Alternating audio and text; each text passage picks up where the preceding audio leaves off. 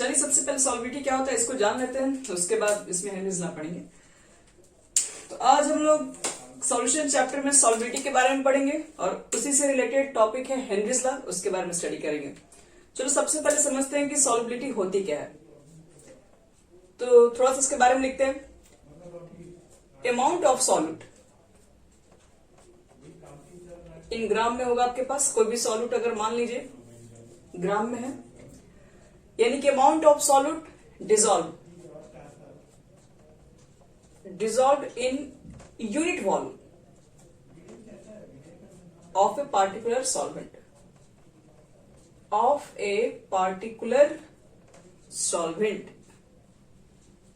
To form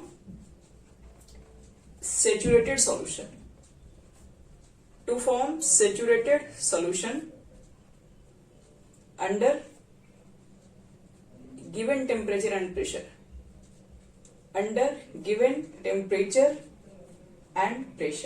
बस। यानी कि याद रखिए चीज, सॉल्युबिलिटी का मतलब क्या होता है। आपके पास कुछ सॉल्यूट का अमाउंट है, ठीक है, और सॉल्यूट का अमाउंट क्या है जिसको क्या किया गया, डिसॉल्व किया गया। कहां डिसॉल्व किया गया?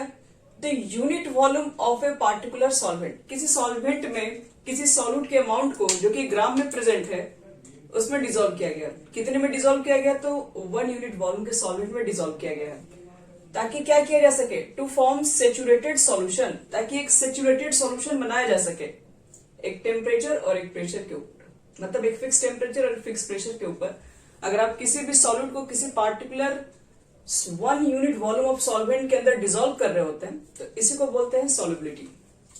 सॉल्युबिलिटी बनने के लिए क्या चाहिए? पहले तो होना चाहिए सेचुरेटेड सॉल्यूशन। सेचुरेटेड का मतलब क्या होता है? सेचुरेटेड का मतलब होता है कि no more solute can dissolve further. अब वापस इसके अंदर दोबारा सॉल्यूट डिसॉल्व नहीं कर सकते। मतलब एक मान लो कि आपने वाटर लिया गिलास में, इसके अंदर आपने NaCl डिसॉल्व किया, एक समय ऐसा आ जाएगा कि डिसॉल्व होना बंद हो जाएगा।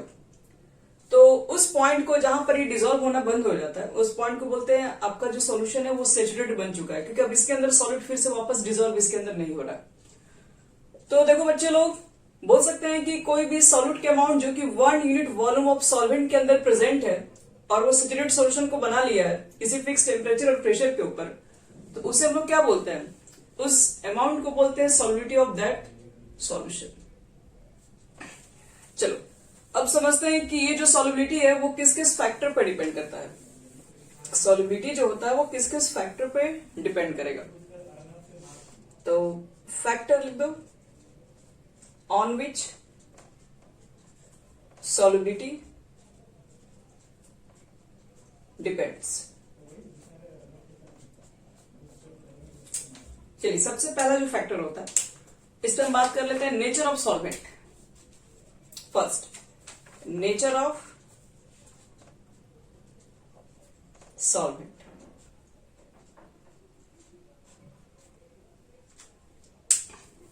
नेचर ऑफ सॉल्वेंट भी बोल सकते हो और नेचर ऑफ क्या गैस भी बोल सकते हो। एक काम करते हैं, नेचर ऑफ सॉल्यूट सॉल्वेंट लिखते हैं, सॉल्यूट एंड सॉल्वेंट लिख दीजिए।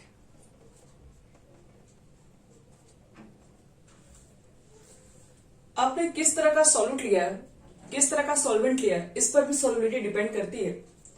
मतलब जैसे कि मान लो कि आपने वाटर लिया है और बेंजीन लिए हो C6H6। अब वाटर तो बच्चे लोग पोलर है, बेंजीन क्या है, नॉन पोलर है। तो अगर आपने इसके अंदर डिसॉल्व कर दिया NaCl, तो NaCl डिसॉल्व करोगे तो पोलर के अंदर तो उसकी सॉल्युबिलिटी ज्यादा होगी, वो ज्यादा सॉल्युबल होगा। अब नॉन पोलर के अंदर थोड़ी ना NaCl डिसॉल्व होगा, तो उसकी सॉल्युबिलिटी क्या होगी, कम होगी। तो इसका मतलब है कि आपके पास जो सॉल्यूट और सॉल्वेंट जो भी आप डिसॉल्व कर रहे हैं वो डिपेंड करता है कि आपने जो भी सॉल्वेंट के अंदर डिसॉल्व करना है वो सॉल्वेंट का नेचर क्या है। नेचर का मतलब वो पोलर है कि नॉन पोलर है। अगर पोलर आपके पास सॉल्वेंट है तो उसके साथ पोलर ही सॉल्यूट पार्टिकल्स क्या होगी, उसकी सॉल्युबिलिटी ज्यादा होगी। मतलब उसके अंदर पोलर ही कोई सॉल्यूट पार्टिकल डिसॉल्व हो पाती है। अगर पोलर सॉल्वेंट है तो सॉल्यूट भी पोलर होना चाहिए ताकि उसकी सॉल्युबिलिटी अच्छी हो सके। अगर आपके पास नॉन पोलर अगर सॉल्वेंट है तो उसके अंदर नॉन पोलर ही क्या होनी चाहिए, सॉल्यूट भी होनी चाहिए, तभी उसकी सॉल्युबिलिटी होगी। नहीं तो आप NaCl को अगर पेट्रोल में घुलाओगे तो थोड़ी ना वो घुलने वाला है। तो इसलिए कहा जाता है कि जिस तरह से आप ध्यान रखना कि सॉल्विटी जब भी फैक्टर के ऊपर बात करते हैं तो सॉल्यूट सॉल्वेंट पर डिपेंड करता है कि आपने सॉल्यूट कैसा लिया हुआ, सॉल्वेंट कैसा लिया हुआ। सॉल्वेंट अगर पोलर है तो उसपे सॉल्विटी जो होगी वो पोलर सॉल्यूट की ही ज्यादा हो सकती है, यानी शॉर्ट में इसको कहते हैं like dissolve like. Like dissolve like, जो जैसा है वो वैसा ही पसंद करता है। मान लो कुछ बच्चे तेज होते हैं पढ़ने में तो वो ज्यादातर उसी बच्चे की तरह पसंद करते हैं, उन्हीं लोग को पसंद करते हैं, तेज लोग के साथ ही रहना पसंद करते हैं। अब जो बच्चे बहुत कमजोर हैं तो वो बहुत तेज के साथ दोस्ती रखना पसंद नहीं करते हैं, क्योंकि रखेंगे तो फिर उनका काम नहीं चलेगा, उनको भी कहा जाएगा कि तुम भी पढ़ाई करो, क्योंकि वो पढ़ रहे होते हैं खुद, तो वो तो नहीं चाहते पढ़ना। तो इसलिए लाइक डिजॉल्व लाइक का मतलब है जो जैसा है वो अपनी तरह खोजता है। अगर पोलर सॉल्यूट है तो वो पोलर सॉल्वेंट में ही डिजोल्व होना चाहता है, अगर नॉन पोलर सॉल्यूट है तो नॉन पोलर सॉल्वेंट में ही डिजोल्व होना चाहेगा। तो सॉल्विटी पहला किस पे डिपेंड करती है, nature of solute and solvent, ये पहली बात। दूसरी बात देखो, दूसरी जो चीजें है वो होती है टेम्परेचर। सॉल्विटी जो आपके पास होती है वो टेम्परेचर पर भी डिपेंड करती है। अब टेम्परेचर के ऊपर बात करते हैं तो टेम्परेचर में हमारे पास जो रिएक्शन होती है वो दो तरीके की होती है, या तो आपका रिएक्शन एक्सोथर्मिक होगा या तो रिएक्शन आपका एंडोथर्मिक होगा। एंडोथर्मिक रिएक्शन के अंदर क्या होता है, एंडोथर्मिक रिएक्शन और एक्सोथर्मिक रिएक्शन में हम लोग को चेक करना है। जैसे मान लो कि आपके पास एक्सोथर्मिक रिएक्शन है, तो मुझे पता है कि एक्सोथर्मिक रिएक्शन के अंदर क्या होता है, टेम्परेचर हीट क्या होता है, जनरली इवॉल्व होता है, बाहर निकलता है, एग्जिट होता है। तो यहां पर तो हीट पहले से जनरेट हो रहा है और आप क्या कर रहे हैं, टेम्परेचर और बढ़ा रहे हैं। मान लो टेम्परेचर मैंने इंक्रीज कर दिया, किसमें, एक्सोथर्मिक वाले रिएक्शन के अंदर। ये टेम्परेचर ऑलरेडी बाहर मेंटेन करके निकाल रहा है और भी बाहर निकाल रहा है, और आपने और टेम्परेचर को बढ़ा दिया तो वहां का टेम्परेचर क्या होगा, बहुत ज्यादा हीटअप हो जाएगा, इसलिए उसके अंदर जो सॉल्विटी होगी वो घट जाती है। क्यों घट जा रही है, क्योंकि आप देख रहे हैं कि रिएक्शन पहले से ही वो टेम्परेचर को फेवर नहीं कर रही, वो टेम्परेचर वहां से बाहर निकल रहा है, तो वहां पे टेम्परेचर की जरूरत नहीं है, तो वहां पे टेम्परेचर को सपोर्ट नहीं किया जा रहा है, तो सॉल्विटी वहां पर क्या होगी, टेम्परेचर बढ़ने की वजह से सॉल्विटी जो होती है वो क्या होती है, डिक्रीज होने लगती है। क्योंकि ऐसा भी तो होता है ना, जो चीज आप डिजोल्व कर रहे होते हो क्या होता है, वो गैसेस के फॉर्म में भी बाहर निकलने लगती है फिर। अब देखो एंडोथर्मिक में क्या होता है, एंडोथर्मिक में टेम्परेचर को एब्जॉर्ब करना होता है, यहाँ पर टेम्परेचर क्या होती है, एब्जॉर्ब होती है। तो अगर यहाँ पर टेम्परेचर बढ़ाएंगे तो हमें रिएक्शन के लिए क्या है, फायदा है, हम उसके रिएक्शन के लिए एक सही डायरेक्शन में काम कर रहे हैं, इसको टेम्परेचर ही चाहिए और आप टेम्परेचर को ही दे रहे हैं। तो रिएक्शन के अकॉर्डिंग अगर आपने टेम्परेचर को इंक्रीज किया एंडोथर्मिक रिएक्शन के लिए तो उसकी सॉल्विटी क्या होगी, बढ़ेगी। तो ध्यान रखना इसमें कि रिएक्शन आपके पास किस तरह का है, क्या एंडोथर्मिक रिएक्शन है, एक्सोथर्मिक है। एक्सोथर्मिक रिएक्शन में टेम्परेचर बढ़ाने से सॉल्विटी कम हो जाएगी, क्योंकि एक्सोथर्मिक में टेम्परेचर पहले से जनरेट होता है, हमें टेम्परेचर की जरूरत नहीं, वहां पे टेम्परेचर कम करना पड़ेगा वहां पे, तब जाकर सॉल्विटी बढ़ा सकते हैं। एंडोथर्मिक रिएक्शन में टेम्परेचर को बढ़ाने से सॉल्विटी बढ़ती है, क्योंकि वहां टेम्परेचर की रिक्वायरमेंट्स है। तो दूसरी बात टेम्परेचर पर डिपेंड करती है, और सबसे तीसरी और सबसे इंपॉर्टेंट बात प्रेशर। प्रेशर पर भी डिपेंड करती है आपकी ये सॉल्विटी। तो आप चेक करते हैं कैसे,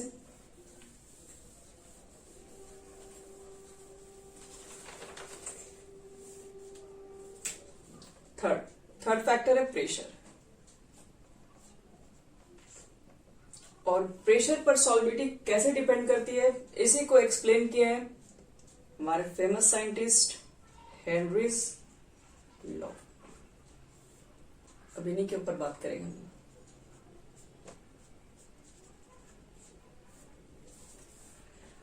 देखो हेनरीज लॉ का स्टेटमेंट क्या था, वो क्या कहना चाहते थे, वो प्रेशर के टर्म में बात की। पहली बात तो ये याद रखिएगा, अब वो क्या क्या बोले हैं तो उस बात को आपको बताना है। उन्होंने ये कहा है, according to the Henry's law the solubility of a gas in a liquid, the solubility of a gas in a liquid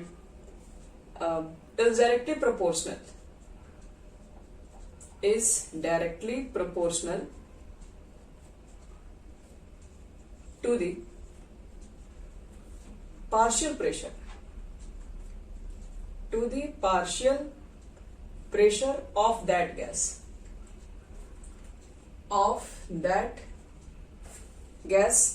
above liquid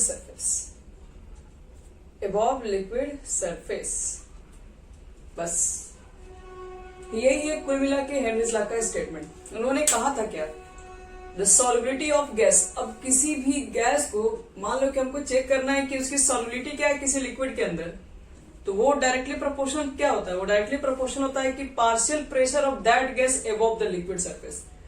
वो कितना प्रेशर लगा रहा है लिक्विड सरफेस के ऊपर, जितना ज्यादा वो सरफेस के ऊपर पार्शियल प्रेशर ऑक्युपाइड करेगा उतना ही ज्यादा उसकी सॉल्युबिलिटी गैसेस लिक्विड्स के अंदर होगी।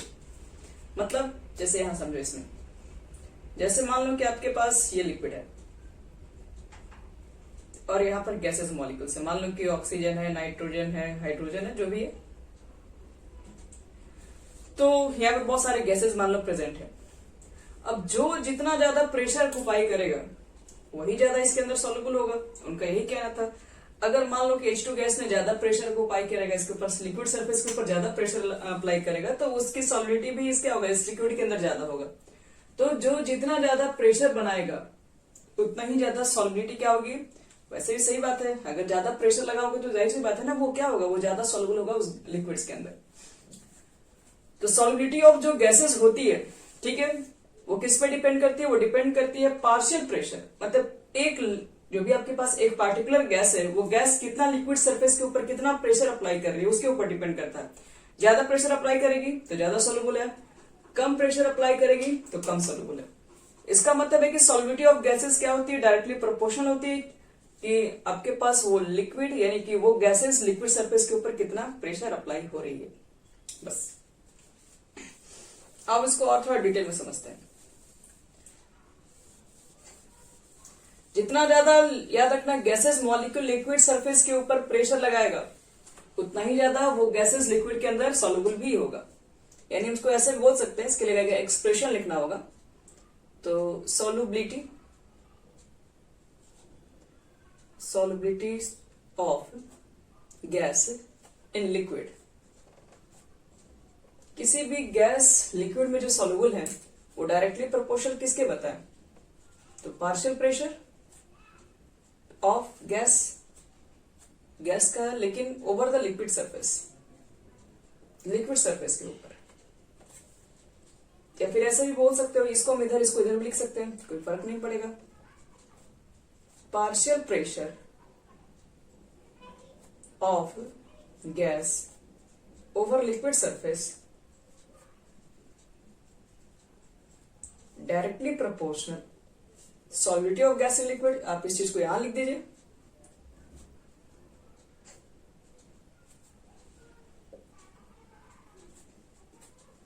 अब इसको समझ लो, ये तो आपने लिख दिया। अब बताओ कि सॉल्युबिलिटी को मेजर करने का क्या तरीका है। तो हम लोग तो सॉल्युबिलिटी कोई भी गैसेस लिक्विड के अंदर कितना डिसॉल्व है उसको मेजर करने के लिए हमने बहुत सारा पढ़ा है कॉन्सेंट्रेशन ऑफ सॉल्यूशंस के अंदर। कॉन्सेंट्रेशन ऑफ सॉल्यूशंस क्या बताता है, यही तो बताता है कि आपके पास कोई भी सॉलिड पार्टिकल्स कितना डिसॉल्व है किसी सॉल्वेंट में या किसी सॉल्यूशंस के अंदर। तो गैस किसी लिक्विड के अंदर कितना डिसॉल्व है इसका निकालने के लिए हम क्या यूज कर सकते हैं। आप चाहेंगे तो कॉन्सेंट्रेशन यूज कर सकते हैं, जैसे मोलारिटी, मोल फ्रैक्शन, नॉर्मलिटी, बहुत तरह की चीजें निकालने के लिए। तो हेनरीज ने क्या चुना, देखो हेनरीज ने क्या चुना, यहाँ पे पार्शियल प्रेशर, ये पूरा आप लिखोगे बार बार, डायरेक्टली प्रोपोर्शनल। उन्होंने लिया कि mole fraction of gas in liquid, उन्होंने मोल फ्रैक्शन को चुना। आखिर सब कुछ तो वही बताएगा ना, जैसे कि मान लो कि जिस गैस की मोल फ्रैक्शन ज्यादा है, इसको ऐसे भी समझो, पार्शियल प्रेशर अगर जिस गैस की मोल फ्रैक्शन ज्यादा होगी, मोल फ्रैक्शन अगर ज्यादा, इसका मतलब है कि ज्यादा उसके मोल्स प्रेजेंट है, ज्यादा मोल्स प्रेजेंट है तो वो ज्यादा प्रेशर अप्लाई करेगी, और ज्यादा प्रेशर अप्लाई करेगी तो वो ज्यादा सॉल्युबल होगी। तो बात तो बिल्कुल सही आ रहा है। अगर मोल फ्रैक्शन ज्यादा है इसका मतलब इस गैस की नंबर ऑफ मोल्स की टेंडेंसी बहुत ज्यादा हाई है सोल्यूशन के अंदर। तो अगर गैसेस की मोल्स ज्यादा है लिक्विड सरफेस के ऊपर तो ज्यादा प्रेशर लगा रही है लिक्विड सरफेस के ऊपर, ज्यादा प्रेशर लगा रही है तो वो ज्यादा सॉल्युबल भी होगी। तो इस तरीके से बताया गया कि पार्शियल प्रेशर ऑफ गैस ठीक है, ओवर लिक्विड सरफेस वो डायरेक्टली प्रोपोर्शन किसकी होती है, mole fraction of gas in liquid. अब देखो यहां पर ध्यान से, अगर इस प्रोपोर्शन को हटाएंगे तो एक कांस्टेंट अप्लाई करना पड़ेगा जिसको हम लोग क्या बोलते हैं, KH।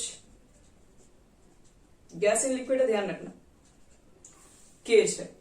KH को क्या बोलते हैं बच्चे लोग, इसी को बोलते हैं हेनरी कांस्टेंट। यही आपके पास KH को कहा गया है हेनरी कांस्टेंट।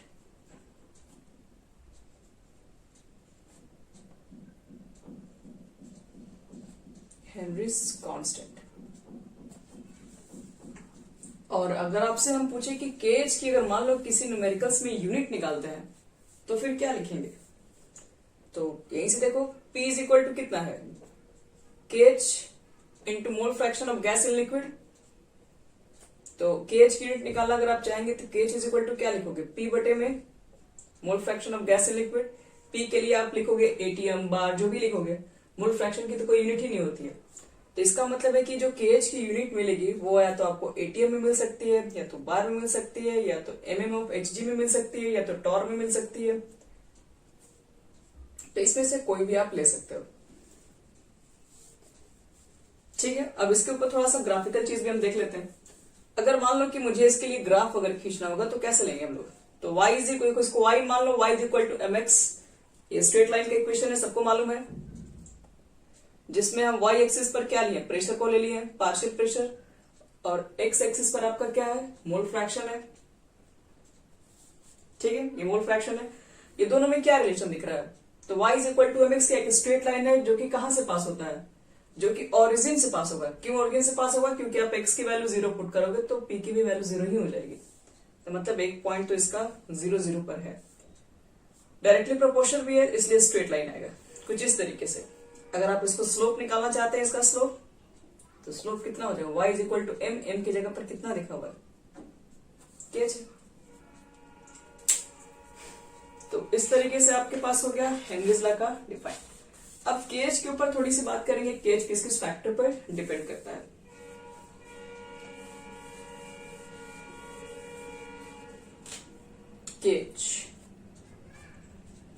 KH जो होता है वो डिपेंड करता है on nature of gas and nature of solvent. आप कौन सा सॉल्वेंट ले रहे हैं, कौन सा गैस ले रहे हैं, ये दोनों चीजों पे डिपेंड करता है। जैसे यहां पर देखिए बताया, KH का जो वैल्यू है वो मानते हैं मैंने टेम्परेचर पर भी डिपेंड करता है, ये भी ध्यान रखिएगा। KH का मान लो कि जो वैल्यू आपके पास है 20 डिग्री सेल्सियस पर मेजर किया गया कुछ बुक वगैरह में।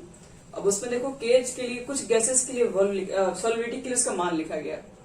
जैसे आपका वाटर यहाँ पर है, वाटर को सॉल्वेंट ले लिया गया है, और कुछ हम लोग क्या लिए हैं, KH की वैल्यू लिए हैं, और कुछ लिए हैं गैसेस। गैसेस में से मान लो कि मैंने हीलियम लिया, और हीलियम गैसेस को देखा कि 20 डिग्री सेल्सियस में, और प्रेशर अगर लोगे तो मान लो 1 बार प्रेशर है,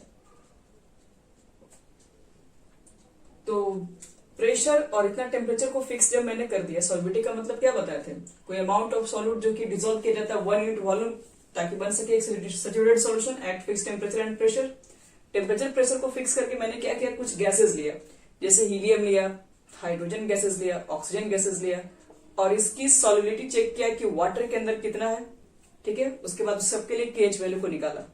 तो हीलियम के लिए जो KH वैल्यू निकल के आया 140 आया, हाइड्रोजन के लिए 75, 35। तो इसकी KH वैल्यू को निकाल के हमने लिख दिया। बड़ी बात आपसे ये क्वेश्चन में पूछा गया कि बताओ कि इसमें तीनों गैसेस हैं, तीनों गैसेस में सॉल्युबिलिटी किसकी ज्यादा है वाटर के अंदर, क्या हीलियम की ज्यादा है, H2 की ज्यादा है, O2 की ज्यादा है।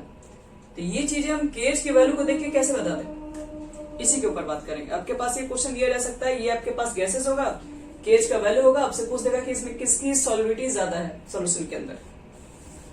तो आओ चेक कर लेते हैं, देखो कैसे ये पता लगाएंगे। तभी हम लोग को मालूम है कि जो पार्शियल प्रेशर होता है वो इक्वल होता है KH और mole fraction of gas in liquid. KH की वैल्यू निकालो, तो KH इज इक्वल टू कितना हो जाएगा, P बटे में mole fraction of gas in liquid. और हमने जाना है कि जितने ज्यादा मोल फ्रैक्शन होंगे उसकी सॉल्युबिलिटी क्या होगी, ज्यादा होगी। तो यहां देखो ध्यान से, KH और मोल फ्रैक्शन में देखो क्या रिलेशन है, इनवर्सली। इसका मतलब ये है कि अगर केएच की वैल्यू ज्यादा होगी तो मोल फ्रैक्शन कम होगा, और अगर मोल फ्रैक्शन कम होगा तो पार्शियल प्रेशर गैसेस के ऊपर जो लिक्विड सरफेस पर अप्लाई किया जा रहा है वो भी कम होगा। अगर पार्शियल प्रेशर कम होगा तो जाहिर सी बात है कि अब वहां पर गैसेस की सॉल्युबिलिटी कम हो जाएगी। केएच की वैल्यू बढ़ने से मोल फ्रैक्शन की वैल्यू कम हो जाती है, क्योंकि दोनों इनवर्सली रिलेशन है। इसकी वैल्यू बढ़ेगी तो इसकी वैल्यू कम हो जाएगी। अगर मोल फ्रैक्शन कम हो जाएगा गैसेस की तो वहां पर पार्शियल प्रेशर भी कम अप्लाई करेगी तो सॉल्युबिलिटी उसकी डिक्रीज हो जाएगी। तो देख के बोल सकते हैं कि जिसमें केएच की वैल्यू ज्यादा है उसकी सॉल्युबिलिटी क्या होती है, बहुत कम हो जाती है। याद रखना है, केएच की वैल्यू अगर बढ़ेगी तो मोल फ्रैक्शन क्या होगी, मोल फ्रैक्शन को हम एक से इंडिकेट करते हैं। मोल फ्रैक्शन जो गैस होती है वो डिक्रीज करती है। मोल फ्रैक्शन डिक्रीज करेगी तो पार्शियल प्रेशर भी आपके पास डिक्रीज करेगी, पार्शियल प्रेशर डिक्रीज करेगी तो सॉल्युबिलिटी भी डिक्रीज करेगी। तो ये सब देखकर हम लोग क्या लिख सकते हैं, किसकी सॉल्युबिलिटी ज्यादा होगी। ऑर्डर लिख दे रहे हैं, सबसे कम केएच की वैल्यू ऑक्सीजन, फिर किसकी होगी हाइड्रोजन, और सबसे कम सॉल्युबिलिटी आपके पास वाटर के अंदर हीलियम की होती है। तो ये हम लोग किसकी बेसिस बता रहे हैं, सॉल्युबिलिटी के ऊपर बता रहे हैं। ध्यान रखना केएच किस किस फैक्टर पर डिपेंड करता है। केएच की वैल्यू को हम लोग देखकर कैसे मालूम कर सकते हैं कि कौन सी गैसेस ज्यादा सॉल्युबल होगी, कौन सी गैसेस कम सॉल्युबल होगी। ये हो गया। एक और नोट्स, अगर केएच की वैल्यू बढ़ती है, ध्यान रखिएगा, तो केएच की वैल्यू बढ़ती है तो टेम्परेचर भी बढ़ने लगती है, और टेम्परेचर बढ़ने की वजह से जो सॉल्युबिलिटी होती है वो डिक्रीज कर जाती है। ये इसके जस्ट अपोजिट चलता है।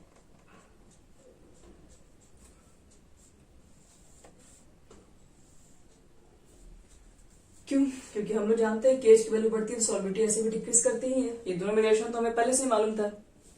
तो याद रखना कि अगर टेम्परेचर अगर आप हाई रखेंगे तो उसमें गैसेस की जो सॉल्युबिलिटी होती है वो क्या होती है, धीरे धीरे डिक्रीज करती है। तो जैसे कि आप लोग सुने होंगे जो एक्वाटिक जो एनिमल्स होते हैं,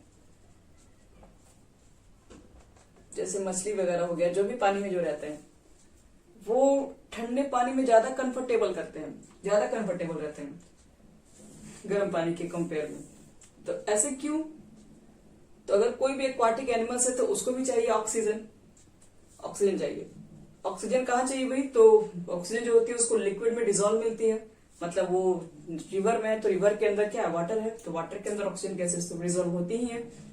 फिर उसके बाद आप चले जाएंगे समुद्र में भी जाओगे तो वहां पर भी आपके पास वाटर है, वहां पर ऑक्सीजन गैसेस डिजोल्व होंगी। छोटे छोटे तालाब में भी वाटर होती है, तो जहां पर वाटर्स वगैरह है तो वहां पर ऑक्सीजन गैसेस क्या होती है, डिजोल्व होती है। अब अगर आप टेम्परेचर बढ़ा दिए, अगर मान लो बहुत ज्यादा गर्मी का दिन होता है तो उसके अंदर टेम्परेचर क्या होता है, बढ़ जाता है।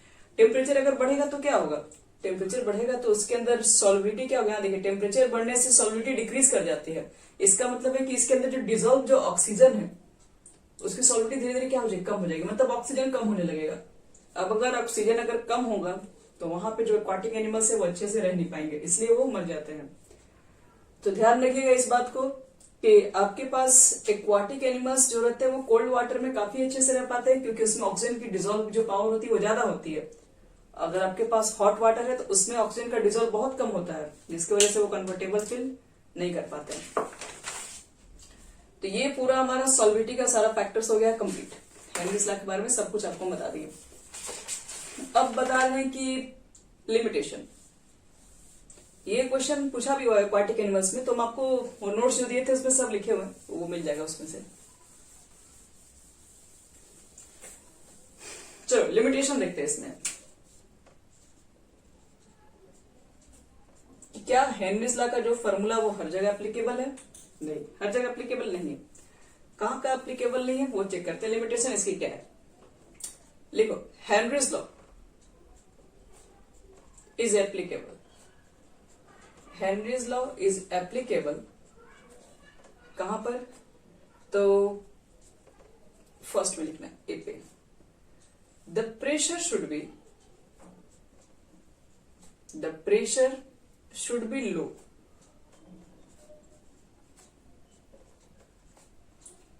and temperature should be high.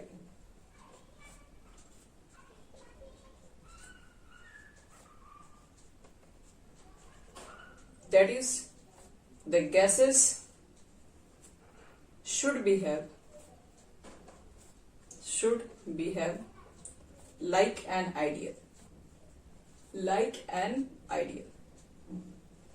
कह रहा है कि प्रेशर जो होनी चाहिए वो कम होनी चाहिए, टेम्परेचर जो होनी चाहिए वो ज्यादा होनी चाहिए। अगर ऐसा कंडीशन है तो इसका मतलब है कि आपके पास जो गैसेस है वो आइडियल सोल्यूशन मतलब आइडियल बिहेव कर रहे हैं। तो मतलब आपका जो हेनरीज लॉ है वो आइडियल सोल्यूशन के लिए परफेक्ट है। दूसरी बात, आइडियल सोल्यूशन में इसको अप्लाई कर सकते हैं हम लोग। The gas should not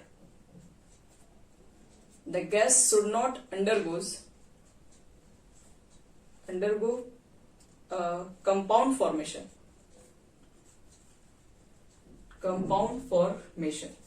the gas should not undergo compound formation with the solvent।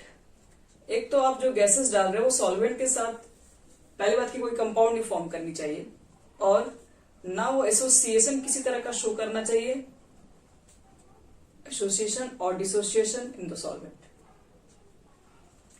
मतलब वो ना एसोसिएट करना चाहिए ना वो डिसोसिएट करना चाहिए किसी भी सॉल्यूशंस के अंदर गैसेस का आपका, तब जाके बोल सकते हैं कि आप हेनरीज लॉ अप्लाई कर सकते हैं वहां पे।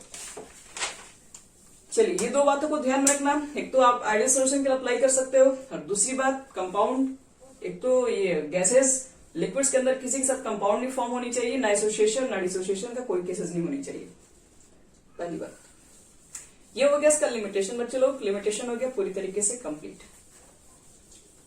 अब थोड़ा सा इस पे बात करते हैं, क्या आप लोग अपने डेली लाइफ में इसका यूज करते हैं? इसके ऊपर बात करते हैं, यानी एप्लीकेशन इसका, एप्लीकेशन ऑफ हेनरीज लॉ।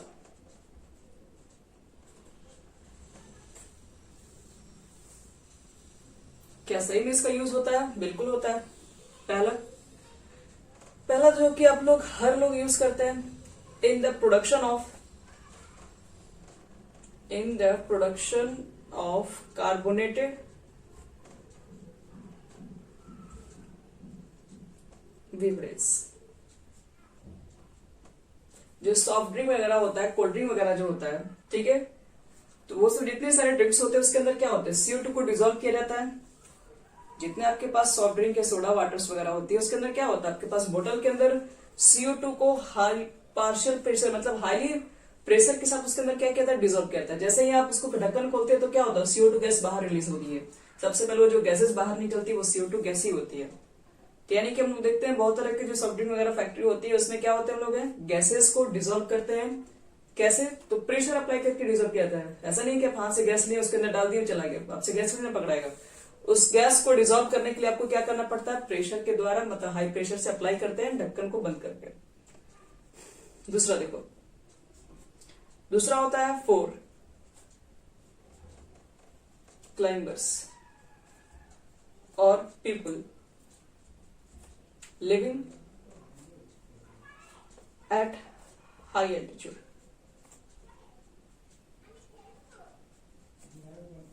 जो भी पीपल्स बहुत हाई एल्टीट्यूड पे रहता है, जैसे मान लो कि आपको पढ़ाई कर आपको पहाड़ वहाड़ की चढ़ाई करनी है, मान लो तुम्हें बड़े बड़े पहाड़ पे चढ़ना है, तो आपको वहां पर लेके जाना पड़ता है ऑक्सीजन सिलेंडर। ऐसा क्यों? क्योंकि आप बहुत जब ऊपर जाओगे, ग्राउंड लेवल पे जितना नीचे जाओगे, याद रखना वहां पर ऑक्सीजन की क्वांटिटी क्या होती है, ज्यादा होने लगती है। मतलब आपके ब्लड में, आपके पास शरीर में ऑक्सीजन की क्वांटिटी क्या होती है, ऐड होने लगती है। लेकिन जैसे जैसे आप ऊपर जाएंगे, जैसे जैसे हम लोग क्या करते हैं, हाई एल्टीट्यूड वगैरह पे जाते हैं, तो वहां पर क्या होता है, लोअर कॉन्सेंट्रेशन मतलब आपके पास ऑक्सीजन का लोअर मतलब जैसे जैसे ऊपर जाओगे क्या होता है, नीचे जाने पर हम लोग सब कुछ प्रेशर के ऊपर होता है। हाई एल्टीट्यूड पर जो पार्शियल प्रेशर जो होता है, मतलब वो क्या होता है, धीरे धीरे प्रेशर बहुत आपके पास कम होता है। तो तुम खुद से सोचो, कोई बहुत ऊंचाई पे जा रहे हो, प्रेशर वहां बहुत कम लग रहा है, तो आपके पास जो ऑक्सीजन जो हमारे ब्लड के अंदर जो डिसॉल्व होती है, जिसकी वजह से हम लोग काम कर रहे होते हैं, ठीक है, वो कम हो जाएगी। क्योंकि हाई एल्टीट्यूड पर जाने के बाद क्या होगा, वहां पर प्रेशर बहुत कम हो जाता है। प्रेशर कम अगर होगा तो आपको समझ में आई होगा, प्रेशर अगर कम है तो उसके अंदर क्या होगा, गैस भी डिसॉल्व कम होगा। अगर हमारे बॉडी के अंदर अगर ऑक्सीजन गैस की डिसॉल्व कम हो गई, तब तो हमको कुछ ना कुछ क्या होता है, साइड इफेक्ट होने लगता है। किस तरह का साइड इफेक्ट होती है? या तो हो सकता है कि वो पीपुल जो बहुत ऊंचाई तक चढ़ने के बाद वो अच्छे से चीजों को सोच नहीं पाता है, जिसको लोग बोलते हैं एनॉक्सिया वगैरह बोलते हैं, वो एक तरीके का बीमारी क्रिएट होता है एनॉक्सिया, जो कि सही ढंग से सोच नहीं पाना, समझ नहीं पाना, इसी को बोलते हैं। तो हाई एल्टीट्यूड पे जाने पर क्या होता है? प्रेशर कम होता है। प्रेशर कम होने की वजह से क्या होता है? जो डिजोल्व होती है, जो ऑक्सीजन हमारे ब्लड के अंदर, वो क्या होती है? वो डिजोल्व होना बंद हो जाती है वो। तो ऑक्सीजन धीरे धीरे डिजोल्विटी अगर कम हो जाएगी हमारी बॉडी से, तो हम क्या करेंगे? प्रॉपर थिंकिंग नहीं कर पाते हैं, एक सही डायरेक्शन एक नहीं ले पाते हम लोग हैं, सही चीजें नहीं सोच पाते हैं। तो इसलिए जो भी चीजें पहाड़ पर अगर कुछ चढ़ाई वगैरह लोग करते हैं, तो आप देखेंगे कि वहां पर लोग ऑक्सीजन सिलेंडर लेके जाते हैं, ताकि ऑक्सीजन हमारे बॉडी से अगर कम हो जाए तो हम उसको यूज कर सके टाइम टू टाइम। और एक लास्ट आपके पास होता है third, in the deep sea diving. जो डीप सी जो डाइविंग होता है, जैसे कि देखोगे बहुत सारे जो पर्सन जो पानी के अंदर जाते हैं, ठीक है, वो भी सिलेंडर लेके जाते हैं। तो ऐसा क्या पानी के अंदर किस सिलेंडर की हमें जरूरत पड़ रही है? तो देखो पानी के अंदर जो पीपल जो जा रहे होते हैं, तो देखो अब अर्थ सरफेस से आप नीचे जा रहे हैं, अर्थ सरफेस के ऊपर जाओगे तो प्रेशर कम होने लगता है, तो हमारे बॉडी के अंदर ऑक्सीजन में जो डिजोल्व होती है वो धीरे धीरे क्या होती है? घटने लगती है। इसलिए हम ऑक्सीजन मास्क लेके सब जाते हैं ऊपर, ऑक्सीजन सिलेंडर लेके जाते हैं। लेकिन जैसे अर्थ सरफेस के आप नीचे जाएंगे तो वहां पर पार्शियल प्रेशर बढ़ता है। अगर पार्शियल प्रेशर बढ़ेगा तो आपके बॉडी के अंदर जो ब्लड है उसमें जो O2 है उसके डिजोल्व होने की टेंडेंसी क्या होती है? बढ़ती है। बट प्रॉब्लम है कि पानी के अंदर सिर्फ O2 भी नहीं, आपके पास है नाइट्रोजन वगैरह भी गैसेस प्रेजेंट होती है। तो नाइट्रोजन है, ऑक्सीजन है, ये सब क्या होते हैं? आपके ब्लड सेल के अंदर डिजोल्व होने लगती है। तो ये सब चीजें हमारे पास क्या होती है? डिजोल्व हो जाती है ब्लड सेल के अंदर, क्योंकि यहाँ पर हाई प्रेशर के साथ आप किसी भी गैस को डिजोल्व कर सकते हैं कहीं भी। प्रेशर ज्यादा अप्लाई कर दोगे तो प्रेशर ज्यादा होता है तो क्या होता है? ऑक्सीजन भी डिजोल्व होती है। ऑक्सीजन से हमें प्रॉब्लम नहीं है, लेकिन हमारे बॉडी के अंदर ब्लड सेल के अंदर नाइट्रोजन भी डिजोल्व होने लगती है। अब यही जैसे हम लोग क्या करते हैं कि फिर ऊपर अगर आते हैं तो ये नाइट्रोजन गैसेस जैसे बाहर निकलती है तो काफी दर्द जैसा मतलब काफी फील होता है। उसको मतलब बोलते हैं कि बैंड या बोलते हैं, या फिर डिकॉम्प्रेशनिस सिकनेस कहा जाता है। थोड़ा बहुत ज्यादा मतलब वो बेंड फील होता है, दर्द वगैरह होता है। तो ये सब चीजों को क्या करेंगे? थोड़ा पागलपन भी होने लगता है, इल्यूजन भी दिखाई पड़ने लगता है, बहुत सारी चीजें। तो ये सब चीजों को दूर करने के लिए क्या हमारे बॉडी के अंदर जो नाइट्रोजन गैसेस है उसको डिजोल्व ना हो, क्योंकि अगर नीचे जाओगे तो जाहिर सी बात है प्रेशर क्या होगा? बढ़ेगा। प्रेशर बढ़ेगा तो गैसेस तो डिजोल्व होंगे ही आपके बॉडी के अंदर, ब्लड के अंदर। तब वहां पर हम चाहते हैं कि ये जो नाइट्रोजन गैसेस है ये हमारी बॉडी के अंदर डिजोल्व नहीं हो, ब्लड में डिजोल्व नहीं है। तो हम लोग क्या करते हैं? वहां पर हीलियम का सिलेंडर लेके जाते हैं। हीलियम का सिलेंडर लेके जाएंगे हम लोग, हीलियम गैसेस को कंटिन्यू यूज करेंगे, क्योंकि हीलियम गैस हमारे ब्लड के साथ क्या होता है? कंबाइन होकर किसी तरह का कोई साइड इफेक्ट, किसी तरह का कुछ भी प्रॉब्लम क्रिएट नहीं करता है। और इसकी सॉल्विटी भी क्या होती है? कम होती है ब्लड में डिजोल्व होने की। इसलिए आप जब इसको यूज करेंगे तो नाइट्रोजन गैसेस आपके पास रहेंगे नहीं, तो नाइट्रोजन गैसेस के लिए बचेगा नहीं जगह, खत्म हो जाएगा यहाँ पूरा। तो बोल सकते हैं in the deep sea diving में भी हम लोग क्या हेनरीज लॉ को यूज कर रहे होते हैं। इसलिए जो स्कूबा ड्राइवर्स होते हैं, जो कि पानी के अंदर जो मूव कर रहे होते हैं, समुद्र वगैरह में जो नीचे जाते हैं, उन लोग अपने साथ हीलियम गैसेस को लेके जाते हैं, ताकि नाइट्रोजन गैसेस हमारे जो ब्लड के अंदर जो डिजोल्व हो रही है वो बंद हो जाए, क्योंकि उसकी जगह हीलियम आ जाएगा। तो गैसेस आपको मिल ही जाएंगी, तो फिर बाकी गैसेस डिजोल्व होना बंद हो जाएगी। तो इस तरीके से एप्लीकेशंस लॉ को हम लोग डेली लाइफ में यूज कर रहे होते हैं, जहां जहां इसकी जरूरत है। अब एक सबसे इंपॉर्टेंट और सबसे छोटी सी बात, जिसको बताने के बाद आपका पूरा हेनरीज लॉ, मतलब ये टॉपिक आपको उतना कवर नहीं करना था, लेकिन अब पूरा पढ़ा दिया इसमें। याद देखो नोट्स, एक और मेरा इंपॉर्टेंट नोट्स याद रखिए। राउल्स लॉ आपसे कभी कभी क्वेश्चन जो पूछता है कि राउल्स लॉ और हेनरीज लॉ ये दोनों कहीं इक्वल हैं, तो किस केसेस पे ये दोनों इक्वल हो जाते हैं? यानी कि बोल सकते हो Raoult's law as a special cases of Henry's law, special case of Henry's law.